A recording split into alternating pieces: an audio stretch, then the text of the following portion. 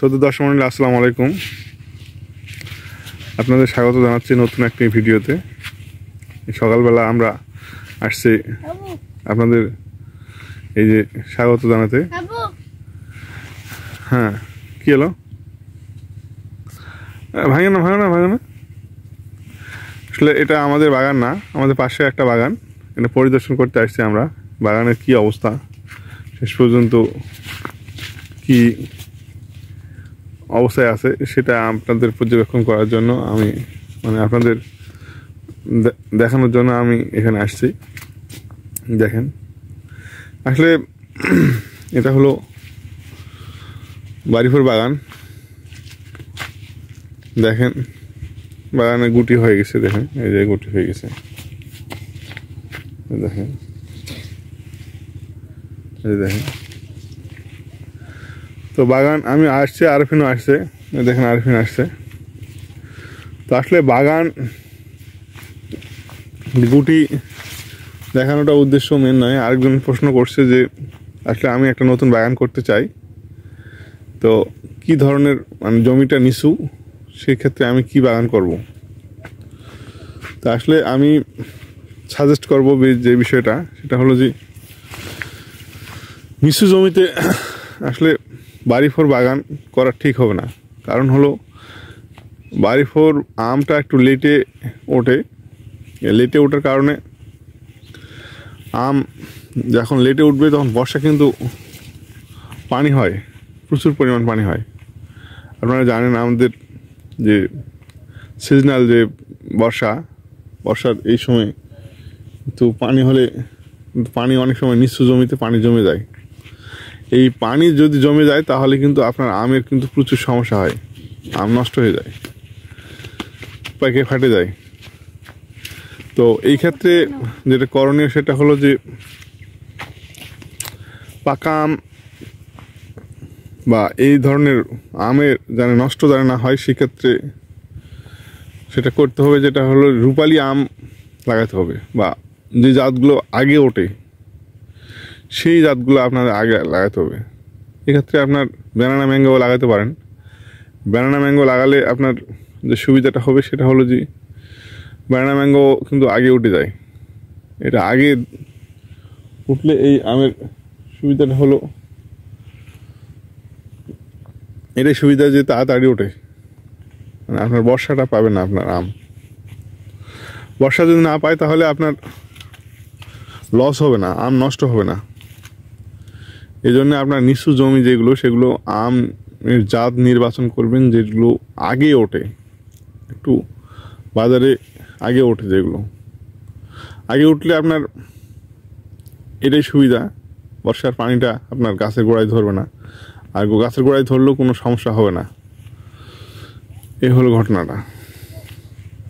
অর্থাৎ আম তখন আপনার গাছে থাকবে না।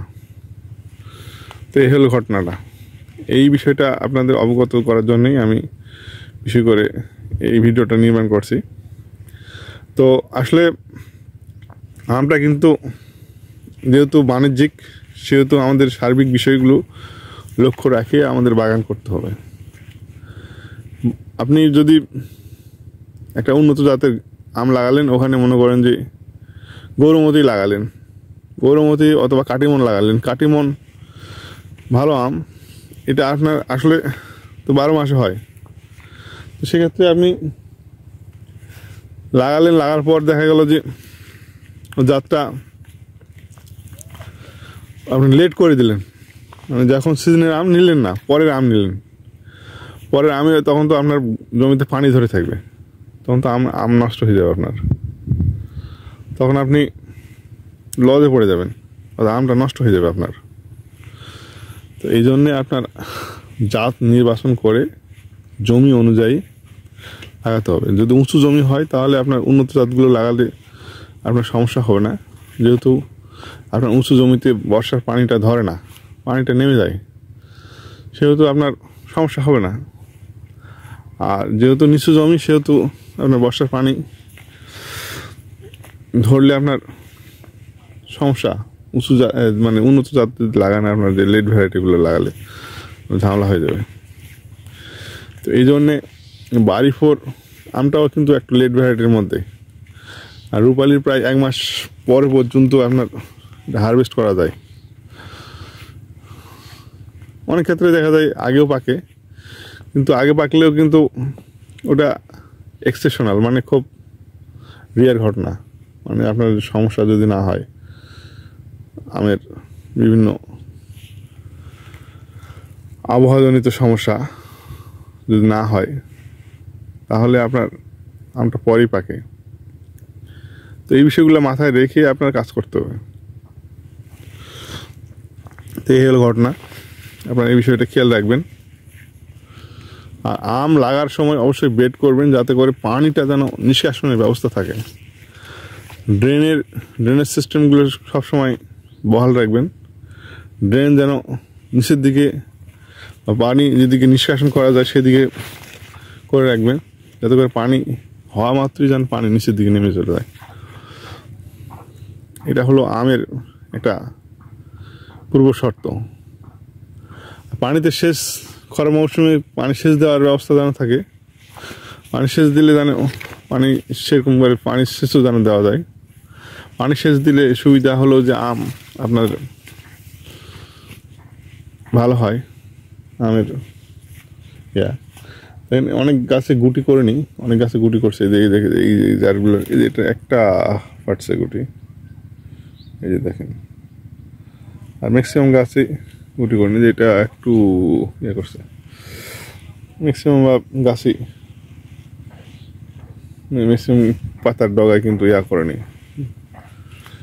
গুটি আলগা হয়নি, যেভাবে আছে সেভাবেই আছে।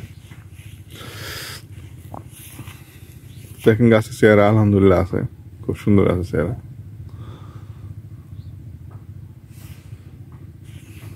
তো এই হলো বিষয়গুলা। তো গাছের যত্ন আসলে নিতে হবে, পরিকল্পিতভাবে গাছ করতে হবে, বাগান করতে হবে। আর পরিকল্পনা কোনো বিকল্প নাই। যেই করেন আপনি পরিকল্পিতভাবে করেন, যে কোনো জাত লাগান, পরিকল্পনা ছাড়া করেন না। আর বিভিন্ন ধরনের পরিকল্পনা আছে, পরিকল্পনা গ্রহণ করে তারপর লাগান। এ হলো ঘটনা। গাছের যত্ন নেবেন নিয়মিত। আপনার গাছ লাগার পর সেচ দিবেন, গাছ যেন মরে না যায়, গাছ যেন সতেজ থাকে। এই হলো ঘটনা। দেখেন, আরেকটা বিষয় যেটা হলো, আপনারা সবাই আমার চ্যানেল দেখছেন। চ্যানেলে আমি খুবই খুশি, আমার চ্যানেলের আপনারা ভিডিও দেখছেন। কিন্তু ভিডিও দেখে অনেকেই দেখছেন, দেখে কিন্তু বেশিরভাগই 90% লোক আমার চ্যানেল সাবস্ক্রাইব করেন না। তো দয়া করে যদি আপনারা আমার চ্যানেলটাকে যদি সাবস্ক্রাইব করেন, তাহলে আমি একটু উপকৃত হতাম। মানে আমি আরও নতুন নতুন ভিডিও দেওয়ার মানে ইয়া পেতাম, অনুপ্রেরণা পেতাম। তো এই বিষয়টা আপনারা একটু খেয়াল করবেন। আপনাদের একটা সাবস্ক্রাইব আমাকে উৎসাহ যোগাবে, এই প্রত্যাশা আমি শেষ করছি। আর বিশেষ কিছু বলতে চাই না। আসসালামু আলাইকুম।